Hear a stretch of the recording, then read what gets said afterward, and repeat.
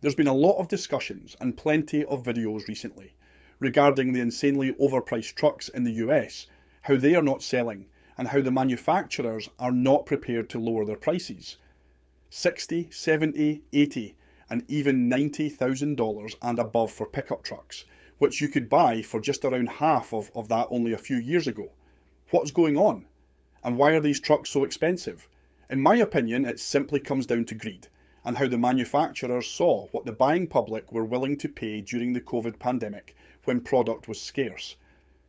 Now that lots are full of vehicles again, the car makers are still reluctant to drop their asking price in hopes we'd still be stupid enough to pay their overinflated MSRP. To show you just how ridiculous the US truck price gouging has become, let me show you what you can buy in China at the moment. Work has taken me to China for the last 17 years or so, and just a few months ago we decided to replace our old truck with a brand new one. In Beijing, a pickup truck can only be registered for a maximum of 15 years from new, after which it needs to be taken off the road. This is our truck that we wanted to replace. It's a 2011 Great Wall Wingle. It never really gave us any trouble, but it was starting to show its age a little bit. It was driven by many who had no clue how to drive a stick shift, so the manual gearbox took a beating. Some things were starting to rattle here and there, a few dashboard warning lights were lighting up. It was just getting a bit long in the tooth.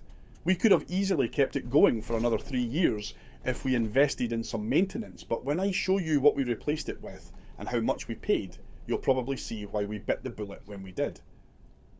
This Wingle came with a Mitsubishi engine. It was a 4-wheel drive, but overall a pretty basic truck. Didn't get much simpler than this. We paid something like $20,000 back in 2011. It was a sad day to see it go, to be honest. I had driven it a lot and took it on some amazing trips, like all the way up to Inner Mongolia on some pretty rough roads. Never let me down. Unfortunately, cars like this just don't fetch any money whatsoever in China. No one wants them. And although it only had 90,000 miles on it, we only got a token price of $500 when we traded it in. In September 2023, we went car shopping, and since we never had any issues with the Wingle, we decided to stay loyal to the Great Wall brand. A lot had happened with the car market in China since 2011, and the selection of pickup trucks had increased tremendously. We still wanted a basic truck, nothing too fancy. Luckily for us, a basic work truck was still something they offered. But unlike back in 2011, you could now also buy fancy trucks with leather seating and all sorts of gizmos that added to the price, but didn't really add to its functionality. We settled for a Power truck, which is just a sub-brand of Great Wall. It's an older model, without all the bells and whistles, 4-wheel drive with a 4-cylinder, 2-litre turbo engine producing 188 horsepower. This time we went for an automatic transmission. I'd have preferred the manual that they also sold, but I'd learnt my lesson. I insisted on a bright yellow exterior colour for safety, much to the dislike of my Chinese colleagues, who'd preferred the typical black colour. Other options like a pickup box without wheel well intrusions, a bigger display and step boards meant we needed to custom order it. They estimated a 3 months wait. And here it is, shiny, bright and brand new. Everything is as promised, and we took delivery on December 13th, 2023. Total price out the door was an amazing $17,600. As it turned out, the day after we picked it up, we had a fairly decent snowstorm for Beijing, so I could put the truck to a good test. No matter how much I tried, the traction control and ESC did a remarkable job and kept the truck firmly planted on the road.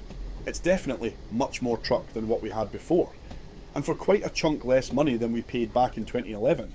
This is the 4th vehicle I bought in China, and the buying experience is nothing like in the US. Chinese dealers don't use shady and aggressive tactics to artificially inflate the price.